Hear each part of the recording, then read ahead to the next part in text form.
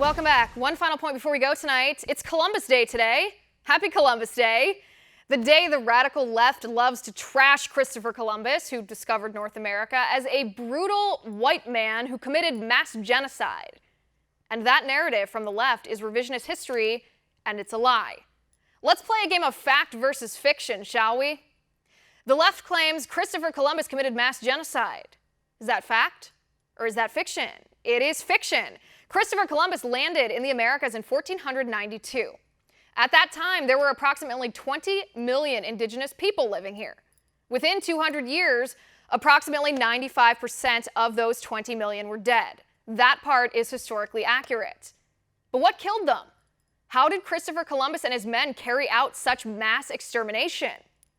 Well, they didn't. Nearly all of the 19 million natives who died after the arrival of the European settlers were killed by disease.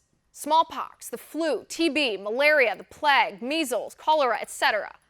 These diseases came with European settlers and the natives had no immunities to them. The diseases, and not Columbus, wiped out the native populations. The second claim from the left, Christopher Columbus was a brutal tyrant. Fact or fiction? This is fiction too. A professor at Stanford University named Carol Delaney says most of the death came after Columbus's time in the Americas. Delaney says, and I quote, "They're blaming Columbus for the things he didn't do. It was mostly the people who came after, the settlers. I think he's been terribly maligned." In fact, Columbus prohibited his men from raping and plundering the natives, and when two of his men did it anyway, he executed them. In his writings after his journeys, Columbus defended the natives, and he adopted the son of a chief. That brings us to our third claim from the left. The colonialist white settlers stole America from the natives. This is neither fact nor fiction. It's a matter of context. The history of the world is a history of war and conquest. That's what all peoples did. That's what the natives did to each other. That's what Columbus did to the natives. He conquered the Americas.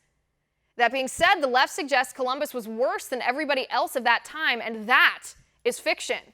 The left claims they have proof that Columbus was evil because of a letter detailing the evil actions of Columbus. The problem is that document was written by Columbus's chief political rival who hated him. It'd be like asking Hillary Clinton to write the historical account of the 2016 election against Donald Trump.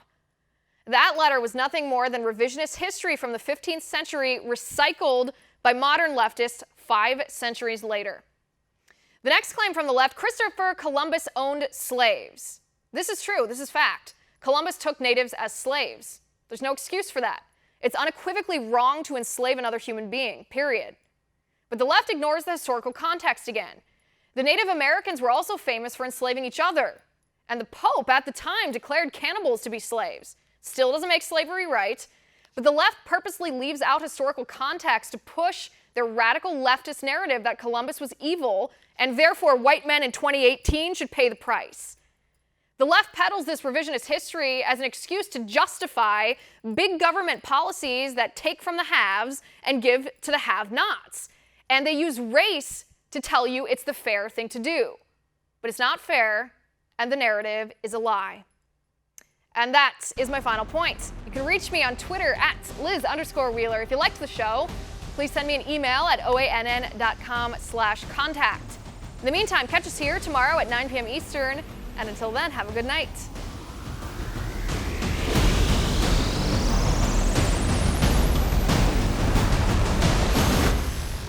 Want to see more videos like this? Click on the link below and subscribe to One America News on YouTube. And call your cable provider and kindly demand that One America News is added to your lineup. Call and subscribe today.